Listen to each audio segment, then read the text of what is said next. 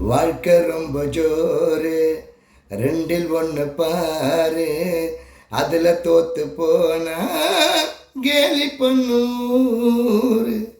எல்லாருக்கும் வணக்கம். நான் கானா பாலா பேசுகிறேன்.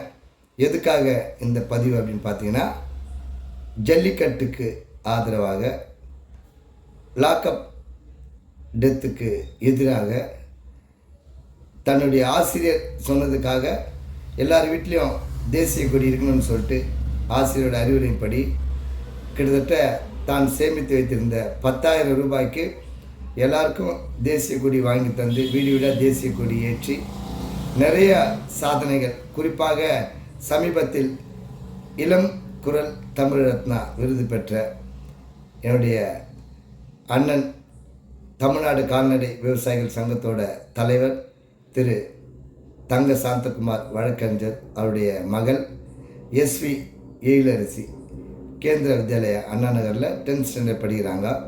குறிப்பாக ஆண்கள் தான் சமூகத்தில் ஈடுபாடாக இருப்பாங்க. பெண்கள் இப்போ தான் ரெடியாகி வராங்க. பெண்களாக இருக்கிறவங்க வருவாங்க.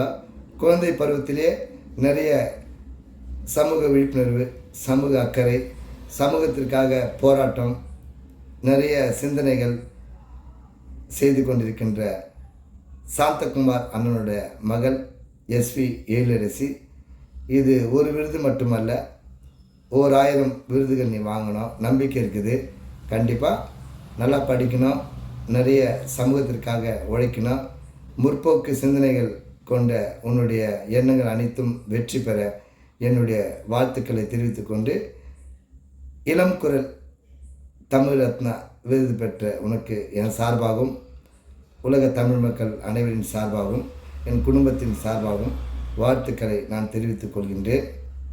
நிச்சயமாக நிறைய விஷயங்களை கையெடுத்து முன்னோக்கி போராடுங்க. எல்லாமே உனக்கு சாதகமாக இருக்கும். இன்னும் நிறைய விருதுகள், 1000 விருதுகள் நிச்சயமாக உனக்கு கிடைக்கும். வாழ்த்துக்கள் எழிலரசி. அண்ணனுடைய துணை எப்பவுமே உனக்கு ஆதரவாக இருக்கும். ஏன்னா அண்ணனுடைய மகளில் நீ, ஆகையால் நிறைய சாதனைகள் படைக்க என்னுடைய வாழ்த்துக்களை மீண்டும் ஒரு முறை தெரிவித்துக் கொள்கின்றேன். செமையாக படிங்க, சமூகத்திற்காக சாகும் வரை உழைங்க. நன்றி.